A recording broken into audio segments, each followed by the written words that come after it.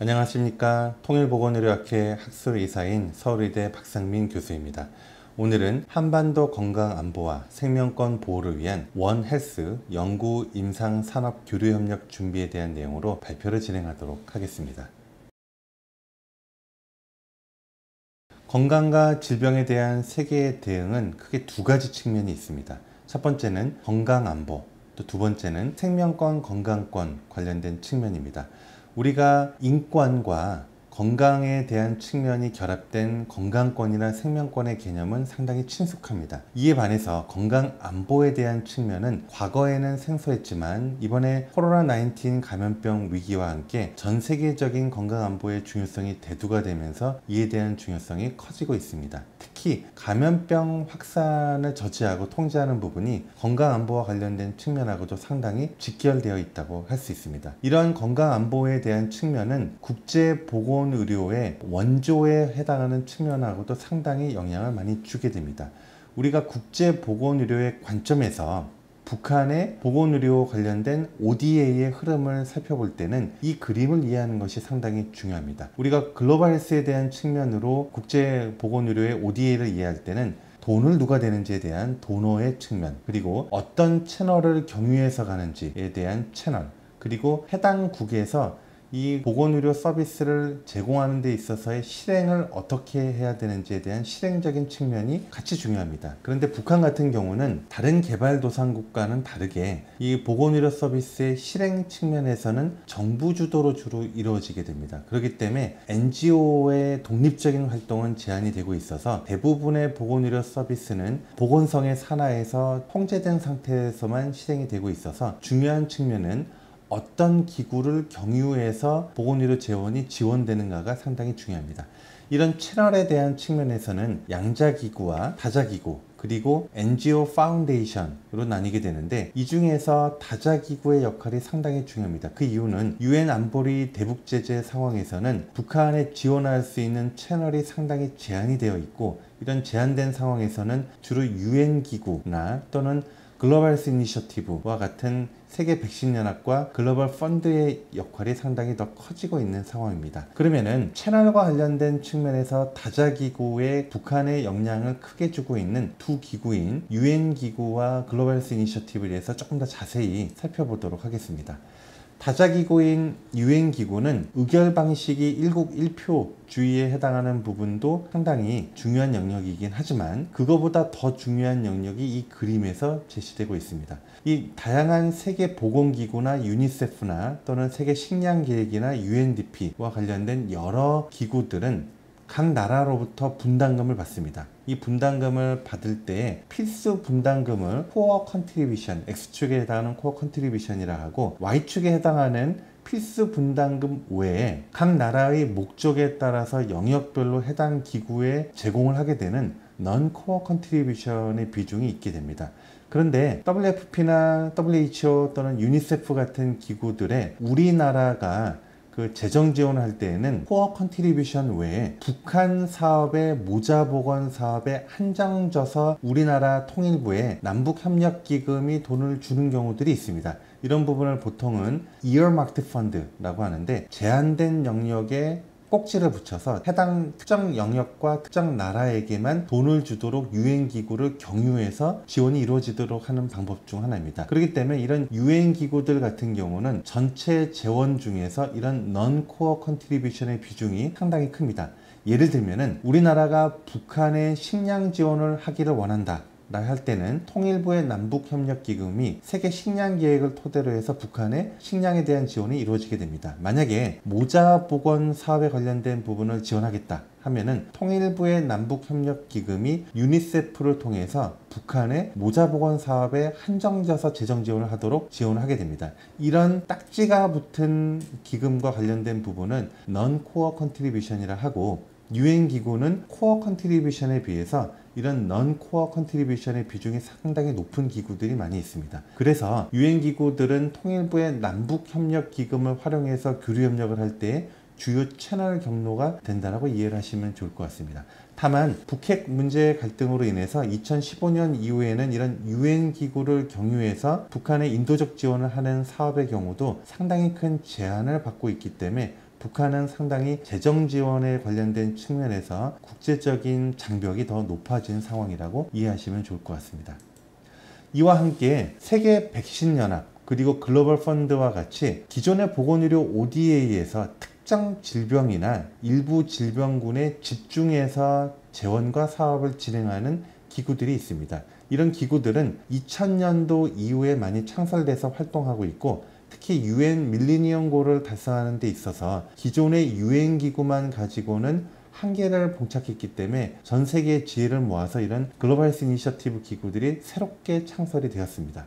특히 세계 백신 연합은 영유아 예방접종, 그리고 글로벌 펀드는 결핵, 말라리아, 에이즈와 관련된 부분을 집중적으로 지원하고 있는데, 이 두 기구가 북한의 예방접종 사업이나 북한의 결핵 사업에도 중추적인 재정 지원 역할을 하고 있습니다. 이런 글로벌 헬스 이니셔티브는 크게 두 가지 특징을 갖고 있습니다. 첫 번째 특징은 공여국으로부터 재정을 펀드레이징 하는 단계와 그리고 파트너 국가, 개발도상국으로 지원하는 단계가 철저히 분리가 되어 있습니다. 그 얘기는 우리나라의 통일부의 남북협력기금을 토대로 해서 이런 세계백신연합에게 재정 지원을 해서 북한의 예방접종 사업을 한정하도록 꼭지를 붙일 수가 없습니다. 우리나라는 돈을 주는 데까지만 역할을 하게 되고, 그 내부에서 세계백신연합과 글로벌 펀드가 자체적으로 의사결정을 해서 파트너 국가에 어느 정도 재정 지원을 할지를 독립적으로 결정을 하게 됩니다. 그게 첫 번째 특징이고, 두 번째 특징은 이 두 기구는 개발도상국의 여러 성과를 평가를 합니다. 그래서 성과 기반으로 만약에 예방접종 사업이나 결핵 사업을 북한이 잘 수행을 하고 있다는 평가 결과가 나오면 지원을 지속을 하지만, 만약에 이런 퍼포먼스가 적절하지 못하다라고 판단하면 지원을 중단할 수 있습니다. 이런 부분은 성과 기반의 재정 정책이라고 하는데, 이런 성과 기반의 재정 정책을 적극적으로 활용하고 있는 기구라고 할 수가 있겠습니다. 그러면 이런 건강과 질병에 대한 세계의 대응에서 국제보건의료 ODA의 관점에서는 이런 건강안보와 건강권이 어떤 영향을 주는지를 살펴보는 아주 대표적인 사례가 바로 영국의 사례입니다. 영국은 다자기구들에게 영국 정부가 재정 지원을 할 때에는 X축 같은 경우는 해당 기구가 영국 정부의 국익에 얼마나 부합되는지 이를 점수를 매기게 되고, Y축은 해당 기구가 그 사업에서 가지고 있는 강점을 보통 플러팅을 하게 되면은, 여기에 네모칸으로 표시되어 있는 가비, 세계 백신 연합이나 글로벌 펀드 같은 경우는 영국 정부의 국익에도 맞고 예방접종이나 결핵, 말라리아, 에이즈 사업과 관련된 기구의 강점도 높기 때문에 더 우선적으로 영국 정부가 재정 지원을 하고 있습니다. 그런데 이 두 기구의 특징은 다 감염병 관리와 직결이 되어 있는 기구이고, 그러다 보니까 세계에서 재정 지원을 선진국들이 시행을 할 때에는 다자기구라 하더라도 그 나라의 국익에 맞는 건강안보적인 측면의 우선순위를 갖고 재정 지원을 하는 경향을 갖고 있습니다. 그렇기 때문에 이런 전 세계적인 흐름 하에서 북한도 세계백신연합이나 글로벌 펀드로부터 많은 재정 지원을 받고 있는 게 현실이라고 할 수 있습니다. 다만 이런 한 나라의 감염병과 관련된 부분의 관리를 특정 기구의 재정 지원 의존도가 너무 높을 때는 상당히 취약한 문제들이 발생할 수 있습니다. 북한의 결핵관리 예산의 90% 이상을 글로벌 펀드로부터 의존을 하고 있는데, 안타깝게도 2018년에 글로벌 펀드가 북한의 결핵, 말라리아 퇴치 기금에서의 지원을 중단하는 결정을 내리게 됩니다. 그런데 이 중단하는 결정을 내리기 전에 한 몇 개월 전에 2017년 하반부에 글로벌 펀드의 이사가 우리나라에 와서 면담한 부분이 기사가 나옵니다. 그 내용을 살펴보면은 글로벌 펀드가 북한에 지원한 금액에 비해서 한국 정부가 글로벌 펀드에 지원한 금액이 3분의 1에 미치지 못한다. 그러면서 앞으로 더 한국 정부가 글로벌 펀드에 재정 지원하는 금액을 늘려주면 좋겠다라는 부분을 의사표명을 합니다.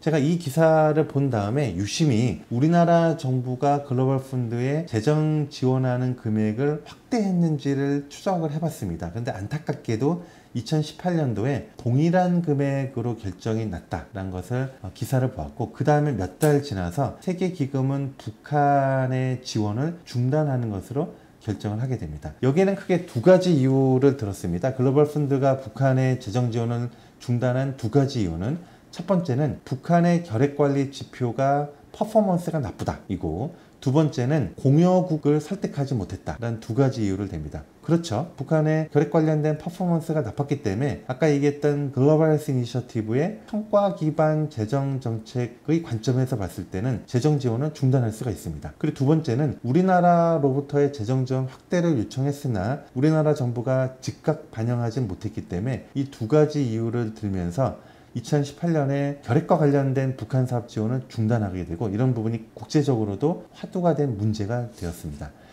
다행히도 글로벌 펀드는 2년 만에 우리가 코로나 사태가 막 확대되기 시작한, 문제가 대두되기 시작하는 바로 직전인 2020년 1월 말에 결핵과 말라리아와 관련된 재정 지원을 북한 사업에 재개를 하게 됩니다.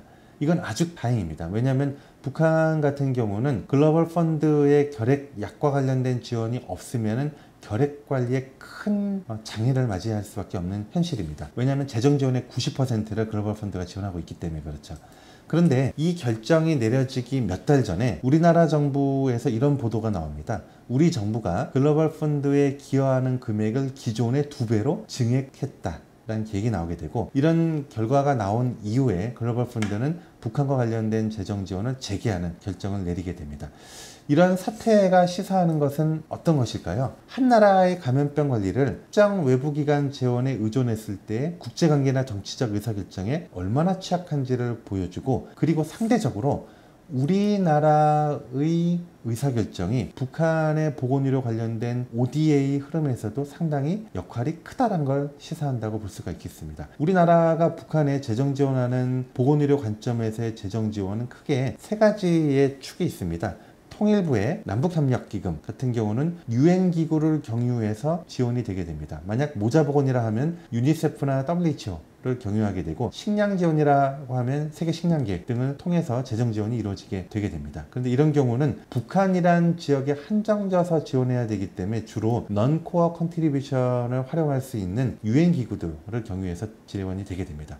그에 비해서 외교부 산하의 국제질병퇴치기여금 같은 경우는 우리가 가비나 세계백신연합이나 글로벌 펀드 같은 경우는 외교부의 국제질병퇴치기여금을 통해서 지원이 이루어지게 됩니다. 국제질병퇴치기여금이란 건 어떤 거냐면은 우리나라 국민들이 해외 항공권을 이용을 할 때마다 1,000원씩 기금을 냅니다. 그 기금이 바로 국제질병퇴치기여금이고, 이 기금을 모아서 국제적인 질병을 퇴치하는 데 해당하는 재단들이나 사업들의 외교부가 심사를 통해서 재정 지원을 하게 되고, 이럴 때에는 북한 사업에 한정져서 줄 수 없기 때문에 이런 외교부의 국제질병퇴치기여금이 역할을 하게 되고, 간접적으로는 이렇게 지원한 금액이 북한의 모자보건, 북한의 감염병 관리나 예방접종 사업에도 영향을 끼친다라고 우리가 추정을 해볼 수가 있게 됩니다. 이와 함께 보건복지부 산하의 국제보건의료재단, 보통 코피라고 하죠. 국제보건의료재단은 양자기구입니다. 이 양자기구를 토대로 해서도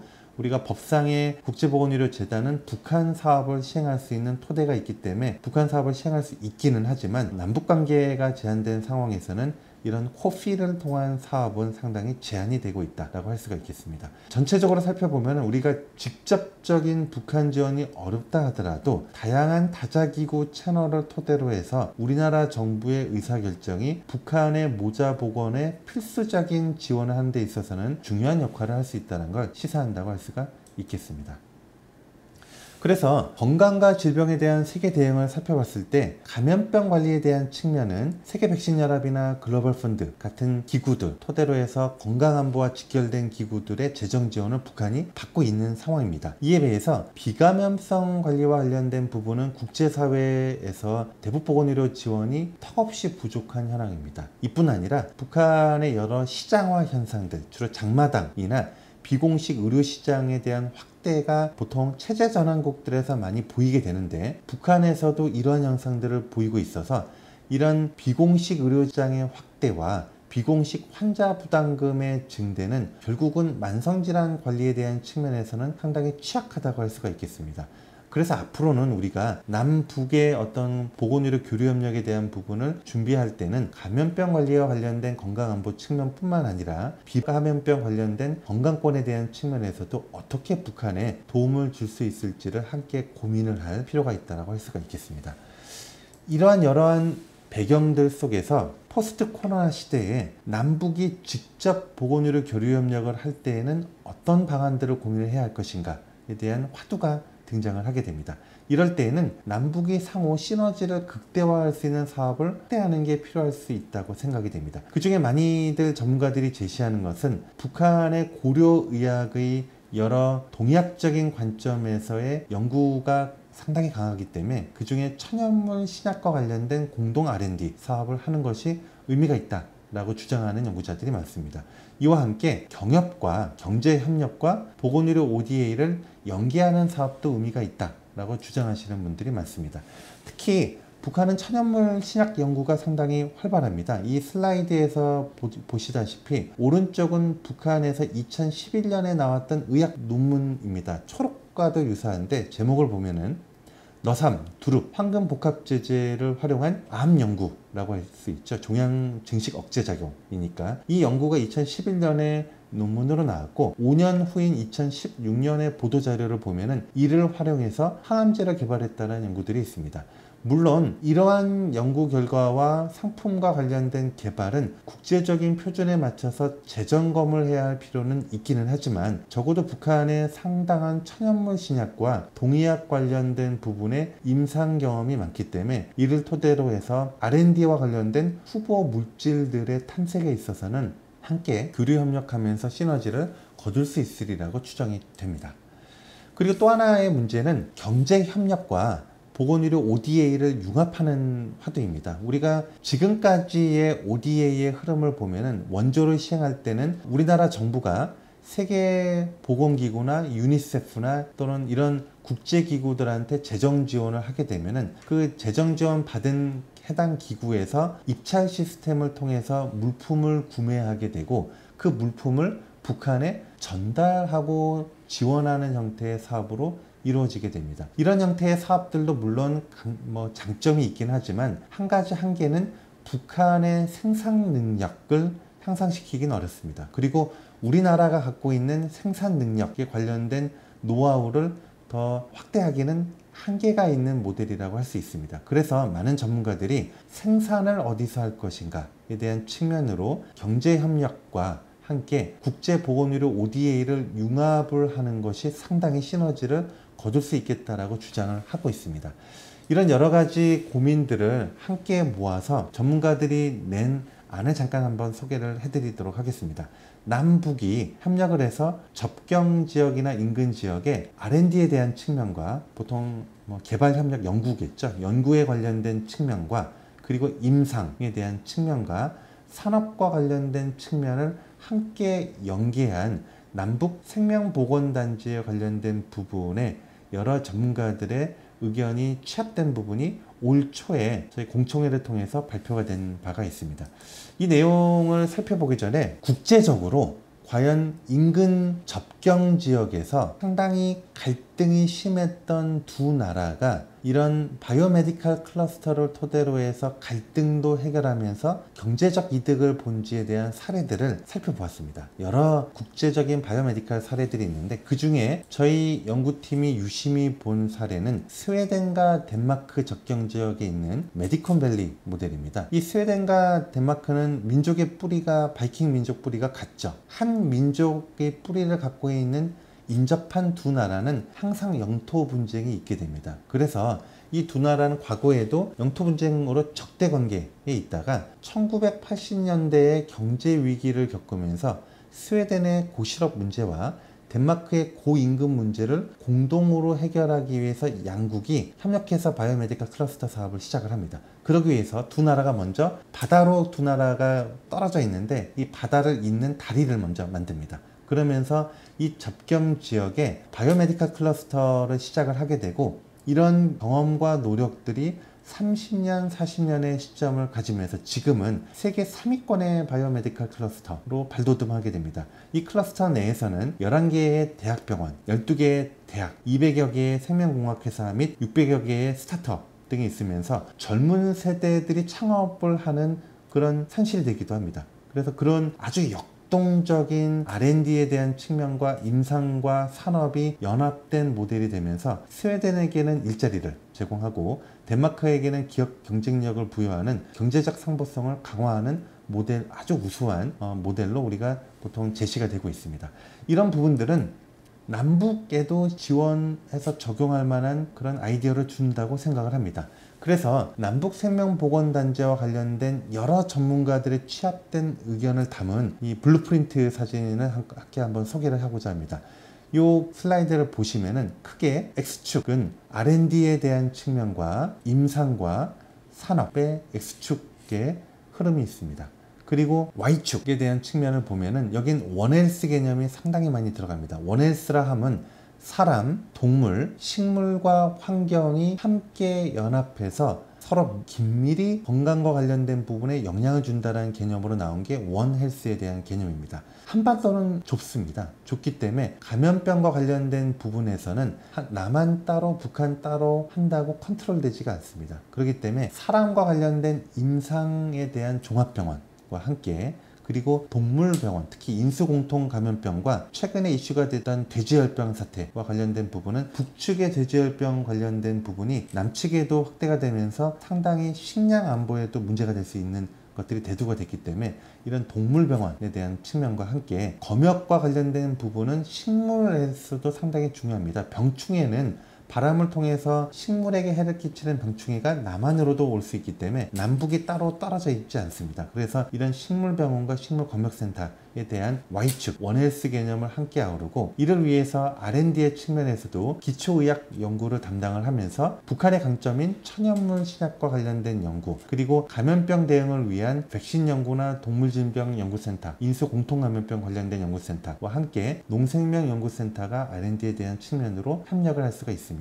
이렇게 해서 구축이 되었던 여러 연구의 결과들은 산업으로도 연결이 될 수 있습니다. 그래서 남북 접경 지역에서 의료기기 복합센터를 통해서 적정 기술을 활용할 수 있는 여러 기기들을 개발하게 되고, 또한 디지털 헬스케어나 소프트웨어 AI 산업에 관련된 부분도 남북의 우수한 인력들이 함께 협력하면서 육성하게 되고, 이와 함께 백신이나 치료제, 또 천연물 신약 개발과 생산과 관련된 제약산업시설이 도입이 될 수가 있고, 식량 안보 문제를 해결할 수 있는 농생명단지에서는 스마트 온실이나 천연물 신약의 원재료가 될 수 있는 이런 식물들을 대규모로 질관리를 하면서 생산할 수 있는 식물 공장이나 또는 여러 가지 다양한 형태의 산업들이 이 산업단지에서도 적용 가능하리라고 생각이 됩니다. 이런 부분들이 육성이 되면은 경제적인 측면에서도 상당히 큰 이득을 볼 수가 있습니다. 지적재산권에 관련된 측면뿐만 아니라 산업과 관련된 측면을 토대로 해서 남북이 함께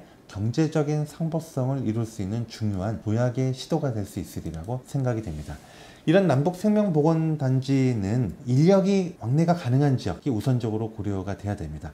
그 중에 가장 의미가 큰 부분은 DMZ 내에 이런 부분들이 남측의 한 원으로 들어오고 또 북측의 한 원으로 들어오게 되면 좋을 것 같습니다. 그래서 남측 지역과 북측 지역에 해당하는 부분을 잇는 가칭 DMZ 평화다리 형태로 하면서 북측에 있는 건물과 남측에 있는 건물 사이에서 다리를 이으면서 그 사이에서는 인력이 어느 정도 통제된 상황에서 자유롭게 교류 협력하는 모델이 하나 가능할 것 같습니다. 만약에 DMZ 내에서 직접 적용하는 게 어렵다 하면은 접경 지역을 활용할 수도 있습니다. 이 접경 지역을 활용할 때는 우리가 1공항, 2공항 형태로 공항에 들어갈 때는 상당히 입출입 관련돼서 통제된 상태로 들어가게 되고, 그리고 공항과 공항 사이를 이을 때는 트램을 통해서 이동을 할 수가 있게 됩니다. 이런 형태로 교류 협력을 하게 되면 비교적 자유로운 교류 협력이 가능해지면서 통제와 관련된 부분도 어느 정도 담보를 할 수 있는 통제 가능한 교류 협력에 대한 모델이 이런 형태로 제공이 될 수 있으리라고 생각이 되고 있습니다.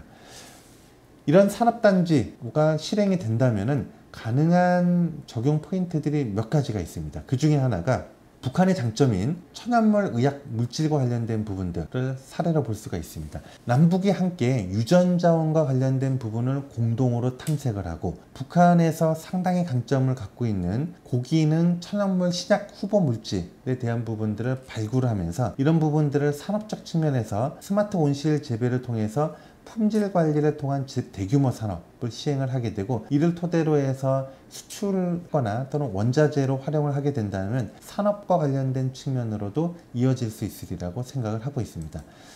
이와 함께 감염병 관리나 예방접종 개발로도 이어질 수가 있게 됩니다. 고려약제나 또 감염병 관련된 여러 노하우들을 남북이 함께 교류 협력하면서 데이터베이스를 구축을 하고, 이를 토대로 해서 공동 R&D와 인력 교육을 시행을 하면서 후보 물질과 관련된 부분들을 임상 적용을 하게 되고, 치료제나 예방접종 관련된 부분으로 임상 적용을 하면서 산업단지에서 대규모 생산을 하게 되고, 여기서 이루어져 있던 물품에 대해서는 글로벌 ODA의 관점에서도 확대할 수 있을 뿐만 아니라 남한과 북한의 주민이 직접적으로 혜택을 볼 수 있는 형태로 활용할 수 있으리라고 생각이 됩니다.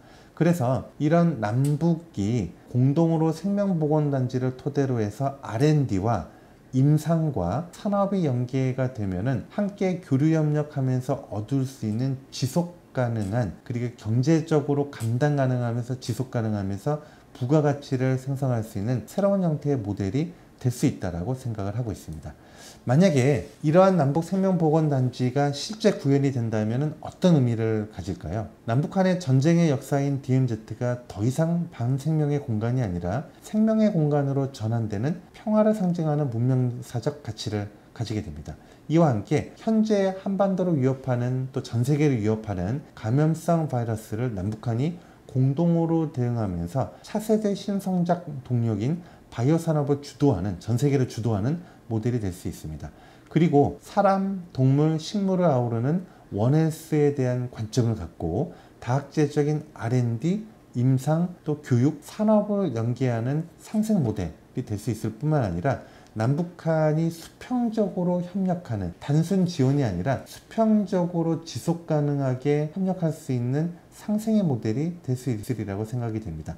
그리고 이러한 지속 가능한 교류 협력의 모델 자체가 결국은 한반도의 평화의 교두보 역할을 하고 국제 영향력을 강화하는 데도 기반이 될 수 있으리라고 생각이 되고, 향후에 있을 한반도 평화 비용도 이 남북생명보건단지에서 나타나는 경제적인 부가가치를 통해서 우리가 기대할 수 있으리라고 생각을 하고 있습니다. 이런 부분들이 지금은 너무나 많은 허들과 장벽이 있습니다. 하지만 많은 전문가 분들과 정부와 그리고 여러 영역에 계시는 이런 이해 당사자 분들이 함께 머리를 맞대어 하나하나 방법을 찾고 또 꿈을 키워나가면은 결국 남북생명보건단지와 관련된 모델들이 한반도의 건강안보와 생명권 보호를 궁극적으로 해결하는 실질적인 교류협력 방안이 될 수 있으리라고 기대하면서 오늘 강의를 마치도록 하겠습니다. 감사합니다.